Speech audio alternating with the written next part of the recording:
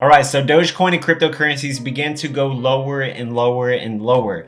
In this video, we're going to be talking about potential targets where we could bounce off of. How low can we possibly go? We also have AMC potentially about to accept Dogecoin to buy tickets and things within the theater. So make sure you watch this entire video. We have some breaking news, information that you cannot miss, absolutely crucial. Watch the entire video unto the end.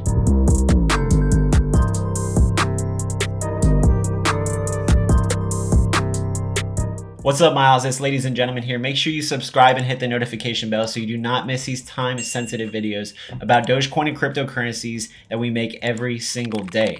And make sure you also, if you love Dogecoin and cryptocurrencies, smash up the like button for the love of Dogecoin and cryptocurrencies. And let me know in the comments, are you selling or do you have diamond hands through this crazy situation? And if you want to get access to my profitable trade alerts when to buy and sell cryptocurrencies, join my Patreon for only $10 a month, where you get access to my profitable trade alerts. You get access to my hidden insights and updates into the cryptocurrency markets way before you hear it out on the news. And you can also message me at any time. We can build you a portfolio, teach you technical analysis, and much more. I'm also giving away 200 Dogecoin to one lucky winner this Saturday. All you have to do is like this video, subscribe to the channel, follow my Instagram and Twitter, and put Dogecoin giveaway in the comments. So let's go ahead and take a look at CoinMarketCap. Let's see what's going on with the whole crypto market. So Dogecoin actually ended up taking the number 9th spot today. Very interesting to see. Overall, the last 7 days, we have seen Bitcoin down 13%. Bitcoin's only been down 13%. Ethereum, the last 7 days, 20%. Cardano, 15%. BNB, about the same. XRP, down 20%. XRP, $87.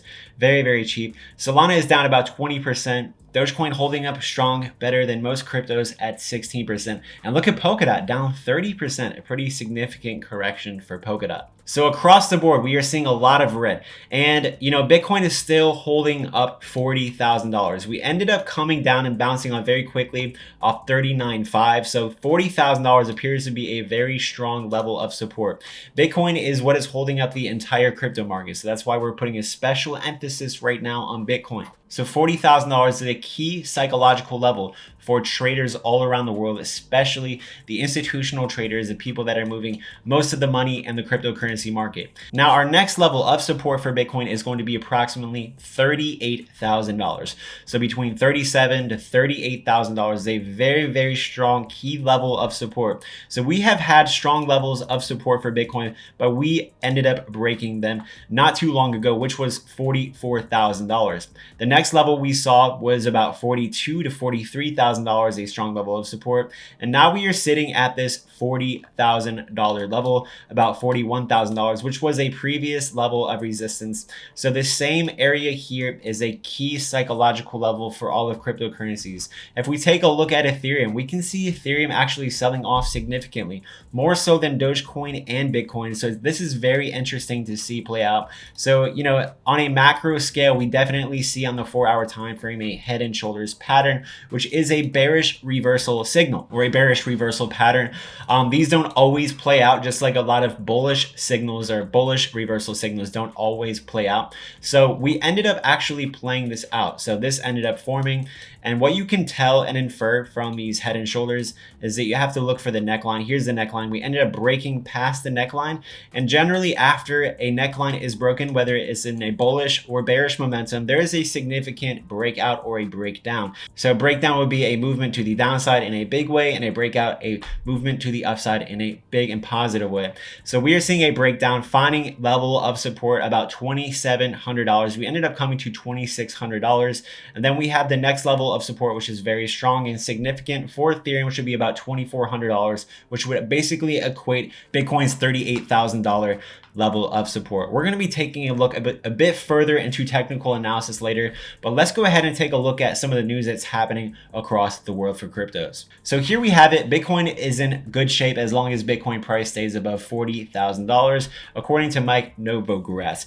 The veteran Bitcoin bull says he's not nervous about crypto on the back of the institutional investor demand he has witnessed. So what people like him and myself are seeing is that there is huge institutional demand for cryptocurrencies, specifically Bitcoin. And if we take a look at the Bitcoin exchange's reserve, we are not seeing a lot of crypto, especially Bitcoin, being put back onto the reserves, no, of the exchanges. No, they're not putting it onto the exchanges. A lot of people are buying Tether right now. They're buying some of the stable coins and trying to see what's going to be happening with this drop, see how far we're going. But the institutional investors, surprisingly, are still buying Bitcoin behind the scenes. There, a lot of people all across the world are still hodling. They are removing Bitcoin on the exchanges, putting it into cold storage where they do plan to hold it long term, which is also a very good sign. A lot of times we do start to see a bounce in the Bitcoin balance on the exchange reserves. When that happens, that can also signal a bearish move, a strong bearish move up and coming, about to come on. And after we've seen a significant bearish move, significant correction in the market, we're not seeing this balance of Bitcoin on the exchanges start to bounce up, which is a very, very good and bullish sign.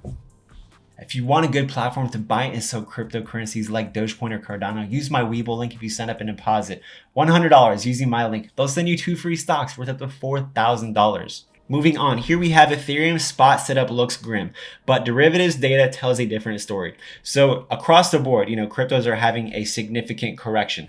But if we take a look and see what the derivatives market is when people are longing and shorting, 10xing, they're going leverage trading. The derivatives traders, which do end up moving the cryptocurrency markets in a big way, they do, and they are the ones that caused the crash a couple of weeks ago. The derivatives traders, people who are going long, people who are going short. We had that long squeeze, all type of crazy stuff going on. But what we are seeing behind the scenes is that the traders for cryptocurrencies right now are still very bullish. There's a lot of options with bullish sentiment. There's a lot of futures contracts with a lot of bullish sentiment right now, especially now that we have seen a massive correction, a decent correction, whatever you want to call it. After seeing a big correction, there's been a lot of FUD, there's been a lot of fear, and now we are looking forward to a bounce here soon. Now, the current levels that we are at now for cryptocurrencies, they may be the bottom or we could get lower. Yes, that is the absolute truth. That is the fact of the statement. We could certainly go lower, and we're going to be taking a look about how much further lower we could go, possibilities, and what we are still thinking about the cryptocurrency market overall, and as far as the future is concerned towards the end of the year. So let me show you this. So sentiment said that traders and hodlers still sit in a very fearful, speculative position on Bitcoin, and the normal buy the dip crowd is more timid than usual. So what we are seeing right now is what sentiment is actually discovering, is that there is a level of extreme fear, a level of extreme FUD that we are at in the cryptocurrency market. And most of this is retail investor speculation. So a lot of retail investors like you and me are very fearful. The regular sentiment during these type of corrections is people get greedy. They want to buy the dip. They have the mentality of buying the dip. But a lot of people are fearful right now. They're fearful because of what's going on in China. They're fearful because of a bunch of different things, which honestly, in my opinion, I don't think those things should be feared greatly as they are being feared right now.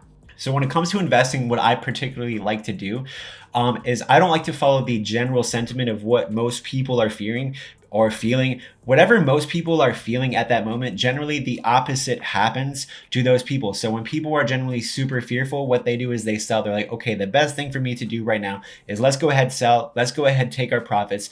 But it is in those very moments, which everyone who is watching this video has had the experience of selling or panic selling. And that's what's happening right now. A lot of people are panic selling. This is what is causing these significant drops and corrections, in addition to a bunch of other things. So a lot of what has caused this current price movement, what has brought the prices down this far, is FUD, is panic selling. But generally, as I'm getting to my point, is when things begin to get to the point of despair, when things just seem absolutely crazy, that all things are going to zero, it is at that exact moment that things begin to bounce and then have a reversal to the upside. A lot of us have had this experience where we just get to that breaking point. We have diamond hands and we just get to that absolute breaking point. It's like, okay, let's go ahead and sell, take our losses, take our profits, whatever it is, and then we'll get back in the market later. As soon as you sell, it's happening to everyone who's watched this video, boom, it goes up 20%, it goes up 30%, and then you're really screwed. So trying to time the market and sell when we are in a correction, in the midst of a correction during the biggest bull run in cryptocurrency history, is not the play in my opinion. It's not financial advice, just my own opinion, and that's definitely not how I'm playing it. I personally am buying the dips. Now let me know in the comments below, are you buying these dips? And what dips did you buy? So here we have the CEO of AMC. So I told you guys in my videos the last couple of weeks when AMC said that they were going to announce to accept Bitcoin, Litecoin, all these different cryptocurrencies. I was like, look, they're probably going to accept Dogecoin here soon. But I think that they were actually building up the hype. They're building up the suspense. They wanted to release Dogecoin probably more so than any other current cryptocurrencies that they're now going to be accepting or accepting now. I don't know their current situation. But I think they were trying to build up the hype. And now, look, they've gotten a whole bunch of retweets, a whole bunch of likes. And he said, look, I sincerely want to hear your opinion via this Twitter poll. By the year end 2021, AMC will take Bitcoin, Ethereum, Litecoin, Bitcoin Cash for online payments. I hear from many on my Twitter feed we should accept Dogecoin too. Do you think AMC should explore accepting Dogecoin? So I think that this could have been a hype play to get people excited with it, because he knows that the hype that Dogecoin brings, Bitcoin Cash, Litecoin, even Ethereum, even Bitcoin does not have the hype that Dogecoin has, does not have the community that Dogecoin has, and most likely never will. So I think he was timing it perfectly, trying to build suspense and so forth, and that their overall sentiment when they did accept these cryptocurrencies, they did have in mind that they did want to accept Dogecoin, but that they want to probably, release that they're going to be accepting it soon. He's kind of doing the same thing what Elon Musk did when he talked about should Tesla accept Dogecoin for payments. And we're also seeing, these CEOs come out, and they come out and announce something, hey, should we do this or that? And they end up doing it. Just like we had Vlad, the CEO of Robinhood, came out just a couple of days ago. He said, when wallets, kind of referring to the wallets, asking like a joke or making a meme out of it. And then, later comes to find out that Robinhood, they're going to be having their cryptocurrency wallets. So whenever you see like people come out and say something about something and they kind of like give a hint of it, it's very obvious that they do have plans to do something big with what they're talking about in the future, especially as it refers to Dogecoin. So, all right, ladies and gentlemen, let's go ahead and get back into technical analysis. So for Ethereum, let's take a look at Ethereum. Myles, what is the worst possible scenario for Ethereum? So it's really hard to look much further into the future as far as how low we could drop. But what I primarily like to do is I like to just zoom out here. If we zoom out here, we can see that things are still good. Things are still good. Look at all of this green. So from the bottom to our current level, we are still up about 70% for Ethereum in a very short period of time since July 22nd. So just the beginning of August. Since then, we are still up 70%, and we ended up coming up to 130%. So we ended up having a big move. And from the correction to where we are at now, we are looking about a 30% correction. It's not the end of the world. We see 30% corrections all the time, especially for Ethereum. Look at this. Let's zoom out. Let's take a look back in February, see how much of a correction that was. We came down about 37% before taking off, ladies and gentlemen. So guess it just goes to show you that bull markets have corrections. Corrections are normal. They are healthy. They are part of bull runs. We are not going to just go straight all the way down to zero. Definitely not happening for cryptocurrencies, especially because countries, institutions, they all believe in cryptocurrencies, not just us crazy retail investors. So, Bitcoin has seen these type of corrections too. Look, before Bitcoin really took off, we had a 32% correction. We've also seen another 30% correction. Where are we at now, Myles? From the top, from the last couple of weeks, 24, 25%. Guys, it is not the end of the world. We can drop all the way down to that $38,000 level and still only a 30% correction. It is not the end of the world. It is no reason to be panicking or going crazy. But what are the possible scenarios for the crypto market? So we need to pay attention to what's going on with Bitcoin to really determine where cryptos can hold up. But let's take a look at Dogecoin. What is the worst case scenarios for Dogecoin? So honestly, the bearish scenarios for Dogecoin, we could hit 18 cents and we could also come down to 16 cents, maybe 15.5 cents. These are the lowest numbers that I think we could possibly see. It is possible to break down below that, but these are very, very strong levels of support, which we have not seen anything under it since about April, under April. So ever since we've broken past 15 cents, we've never come under 15 to 16 cents. And I think that we're going to still hold up strong. Even if we come down, bearish case scenario, let me show you what could possibly happen. If we do end up having a correction which lasts a little bit longer than expected, maybe another week or two till October. In the current stock market, we are seeing red as well. In the stock market, there is a lot of red.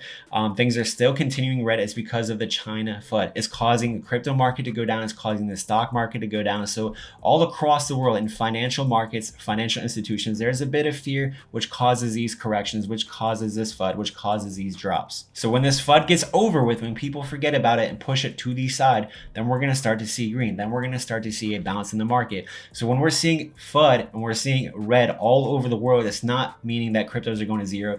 You know, just because there's FUD, does that mean the stock market is going to go down to zero? No, definitely not at all. Because of this China FUD, no, there's going to be a correction. There's going to be panic selling. There's going to be paper hands, and that just causes buying opportunities for us all. But getting back to Dogecoin, worst case scenario, you know, look, we could go all the way down here and then bounce and then continue our bull run. And remember, Dogecoin went from 15 cents to 72 cents in 20 something days. So if we ended up triple bottoming on this level of support, it definitely would not be the end of the world. So worst case scenario, if we zoom out, most likely I think we're going to hold up stronger levels, but most likely I think we're going to end up holding up stronger levels, because we do see the next level of support about 19 cents, and then we could see 18 cents and then 15 cents. So these are our next levels of support that we definitely want to watch for, but we definitely want to be keeping a very close eye on Bitcoin, which we are now approaching $41,000. So this could be the bottom, ladies and gentlemen, of this correction, and then we'll most likely start to see green.